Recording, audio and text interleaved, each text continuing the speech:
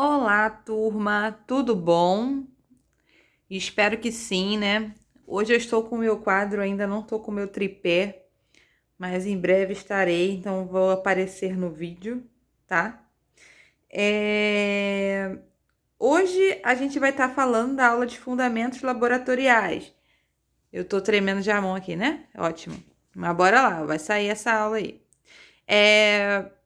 Hoje eu estou dando aula de fundamentos laboratoriais, lembrando que essa turma aí eu tenho aula de fundamentos e biossegurança. Fundamentos laboratoriais, galera, já é para mostrar um pouco do laboratório clínico para vocês, né? Como eu venho falado em todas as aulas e tudo mais, né? E a ênfase em relação a dar fundamentos laboratoriais é o seguinte: a gente apresenta o microscópio, quase não sei o microscópio, né? Microscópio, a gente apresenta as vidrarias, né? A gente apresenta os setores do laboratório clínico. E eu gosto de apresentar na parte de fundamentos laboratoriais os líquidos biológicos. Por que eu gosto de apresentar os líquidos biológicos, né? Porque quando a gente entra no curso de análises clínicas, né, a gente está preparado, né, para falar só de sangue, né? Acho que vai fazer só hemograma, exame de urina e exame de fezes. E aí não sabe que o exame de sangue, e não é só hemograma, né? Existe uma infinidade de exames de sangue, existe uma infinidade de pesquisas, né? A gente somos pesquisadores, né? A gente é analista clínico, né? A gente está analisando a amostra o tempo todo, a gente faz dados estatísticos o tempo todo. E logo a gente tem que entender que outros líquidos do corpo, né, são dosados também e ajudam no diagnóstico de diversas doenças, sabe? E isso é muito importante no diagnóstico clínico do dia a dia, né? Então, o que eu faço, né? O sangue não é um material nobre, né? O sangue a gente colhe rápido, né? Mas existem materiais nobres, né? Por exemplo, né, nessa lista aí de líquidos biológicos, os líquidos cavitários, né? Que acontece?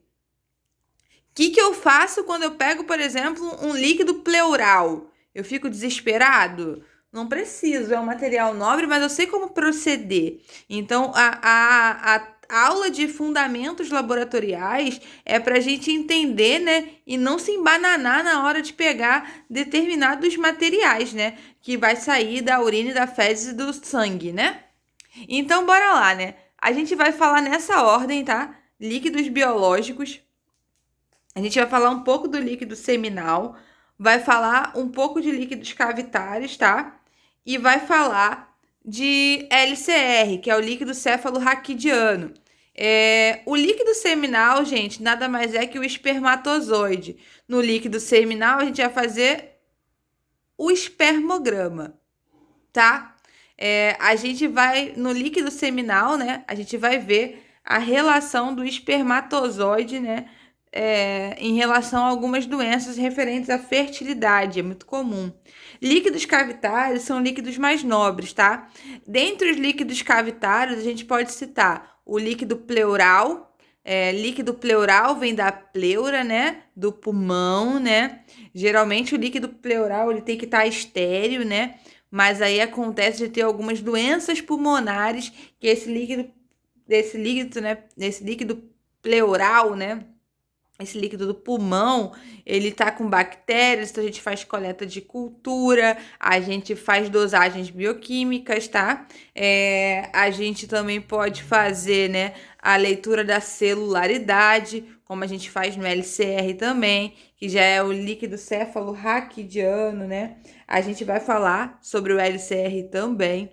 Só que hoje, a nossa aula de hoje, a gente vai falar sobre o líquido seminal, que é o sêmen, né? O sêmen tem a ver com a contagem de espermatozoide, né? Que acontece, né? Que é o sêmen, né? Que ele é, né? Ele vai ser composto por quatro frações, né? As glândulas bulbouretrais e uretrais, os testículos e o epidídimo, né? O testículo e o epidídimo é onde fica armazenado o próprio líquido seminal, né? A próstata e as vesículas seminais.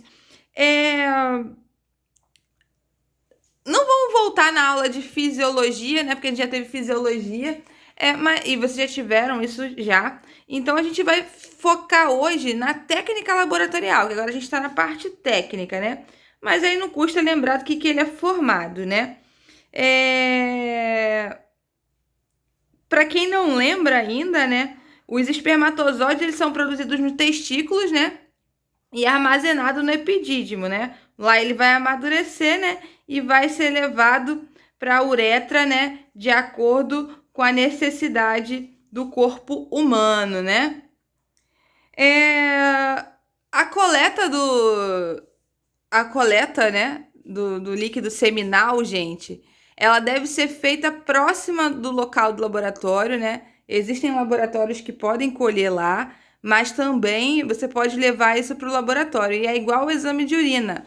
Ele tem um tempo para ser levado para o laboratório. Então, ele é até 30 minutos para fazer, né? Até 30 minutos para levar. Senão, né, a gente vai perder a motilidade desses espermatozoides, né?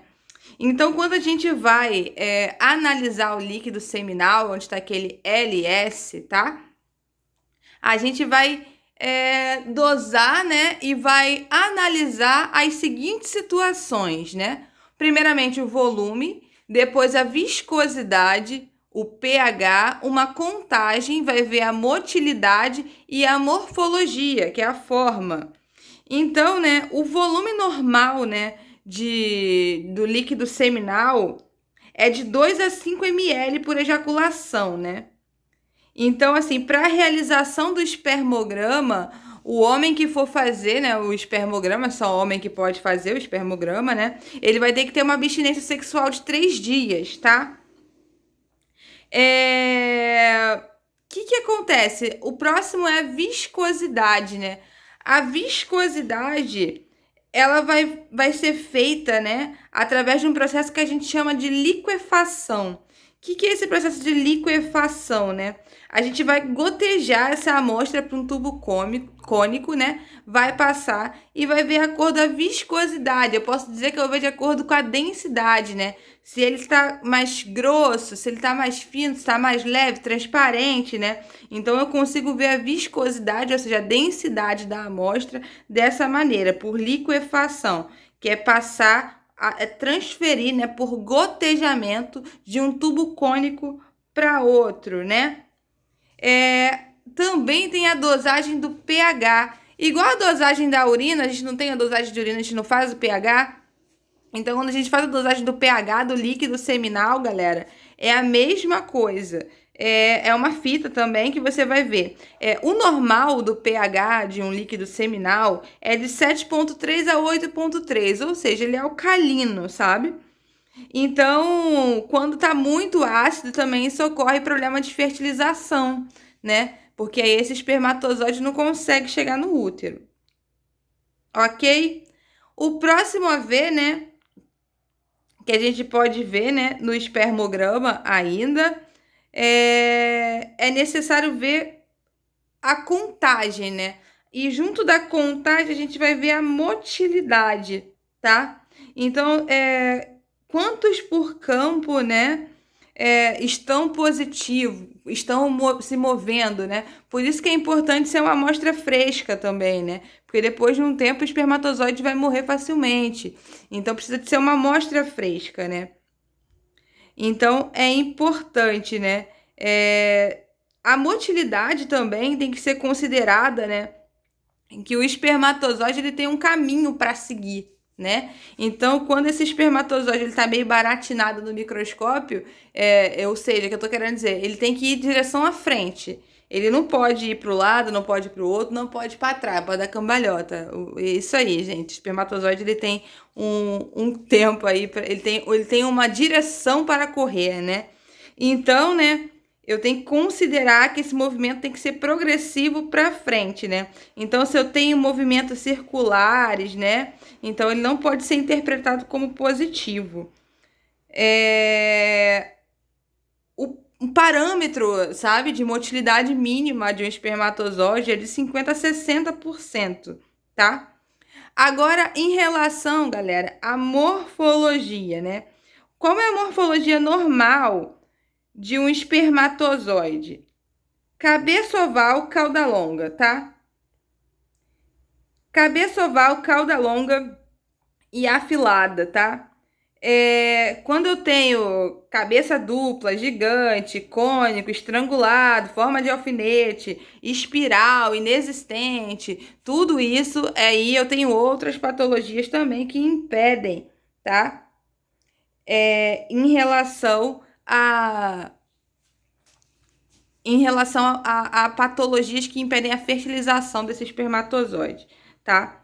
Então, é basicamente assim, tá? Primeiro eu tenho que fazer uma análise físico-química, que eu vejo o aspecto, né? Se esse aspecto tá normal. Aí eu faço o processo de liquefação, que é o da viscosidade. Eu vejo o volume, que ele tem que estar de 2 a 5. Eu posso ver a coagulação, tá? Eu posso ver um processo de coagulação, que ele tem que estar normal, não pode ter muitos grumos. O pH normal é de 7 a 8,3. E a gente também vai analisar a cor nessa análise físico-química, que geralmente o valor de referência normal é branco e opaco. Antigamente ainda tinha essa coisa de odor, que o odor é sui generis, né? Mas o odor é igual da urina, ninguém vai ficar cheirando material biológico, não pode, né? Mas então o odor é sui generis, é característicos, né? A gente vai ter que ver na análise quantitativa e qualitativa, que é a segunda parte do laudo, a concentração de espermatozoides, tá? Se tem leucócitos, se tem hemácias, se tem células germinativas imaturas. E aí eu vou ver a relação da motilidade, né? E aí eu vou dizer nessa motilidade, eu vou falar devagarzinho para vocês escreverem no caderninho de vocês, né? Eu tenho que ver se ele tá com uma progressão rápida, se ele tá com uma progressão lenta, se eles são móveis não progressivos, ou seja, eles estão parados e não conseguem, né, seguir na direção reta, como eu falei, ou se eles são imóveis, tá? Se eles estão, a gente usa na vitalidade, que ainda é análise quantitativa e qualitativa, né? A vitalidade, a gente usa essas duas palavras, eusinanigro, né? E eusinanigro. O que eu posso dizer no eusinanigro? O eusinanigro tem que dizer se isso está vivo ou morto, tá? E aí eu vou fazer uma análise morfológica. Logo após a análise quantitativa, eu faço uma análise morfológica. Que aí eu vou ver se esse espermatozoide está normal, tá? Ou se ele tem defeitos na cabeça, defeitos no pescoço, defeito na cauda, ou qualquer outro defeito, tá? Que você veja lá na análise microscópica.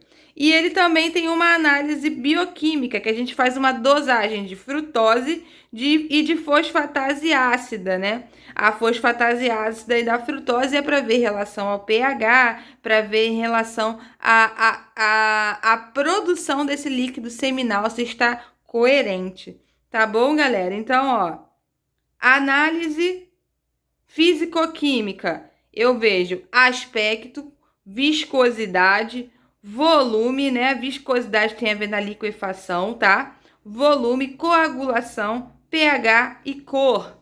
Na análise quantitativa e qualitativa, tá? Vão parando meu vídeo, escutando a minha voz e voltando aí para escrever.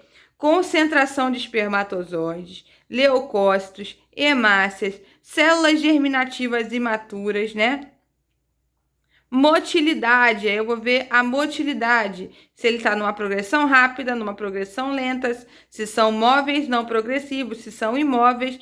Vou ver a vitalidade, ou seja, se eles são eusinanigro vivo ou eusinanigro mortos. Eusina igual de eosinófilo, tá? Eusinanigro, Nigro. E a análise morfológica, eu vou ver se ele está normal ou se ele vai estar com defeito na cabeça, no pescoço ou na cauda. A análise bioquímica é para dosar 2 analitos, frutose e dosagem de fosfatase ácida, galera. Beijão e até o próximo vídeo, que vai ser sobre os líquidos cavitários, ok?